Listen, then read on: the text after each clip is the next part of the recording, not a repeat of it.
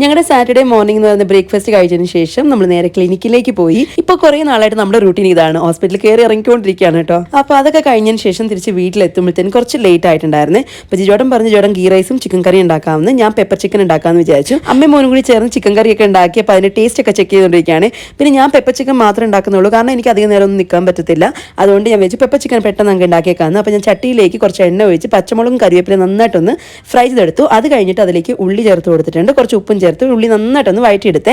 അത്യാവശ്യം നന്നായിട്ടൊന്ന് ഉള്ളി വഴണ്ടി വരുന്ന സമയത്ത് കുറച്ച് മാറ്റി വെച്ചതിന് ശേഷം വളരെ ചെറുതായിട്ട് അരിഞ്ഞേക്കുന്ന ചിക്കൻ ചേർത്ത് കൊടുത്ത് കുറച്ച് മഞ്ഞപ്പൊടിയും 1 ടീസ്പൂൺ കുരുമുളക് പൊടിയും ചേർത്തിട്ട് എല്ലാം നന്നായിട്ടൊന്ന് മിക്സ് ചെയ്തിട്ട് അടച്ചു വെച്ച് വേവിക്കുന്നുണ്ട്. ചിക്കനിൽ വെള്ളമൊക്കെ നല്ലതുപോലെ ഒന്ന് വറ്റി വരുന്ന സമയത്ത് ഇതിലേക്ക് വഴറ്റി വെച്ചിരിക്കുന്ന ഉള്ളി ഉണ്ടല്ലോ, അതായത് മാറ്റി വെച്ചിരുന്ന ഉള്ളി അതും കൂടി ചേർത്ത് കൊടുത്തു. അത് കഴിഞ്ഞിട്ട് ഏറ്റവും ലാസ്റ്റിൽ ആവശ്യമുള്ളത്രയും കുരുമുളക് പൊടിയും സോയ സോസും ചേർത്തിട്ട് നന്നായിട്ടൊന്ന് ഇളക്കി എടുത്തു കഴിഞ്ഞാൽ ഈസി ആയിട്ടുള്ള ഒരു പെപ്പർ ചിക്കൻ റെഡിയാണ്. ഇതിലും ഈസി ആയിട്ടുള്ള ഒരു പെപ്പർ ചിക്കൻ ഉണ്ടാക്കാൻ പറ്റും ഡൗട്ടാണ് കേട്ടോ. ആ ഒരു സമയം കൊണ്ട് ജിജോട്ടൻ ഗീ റൈസ് ഉണ്ടാക്കി.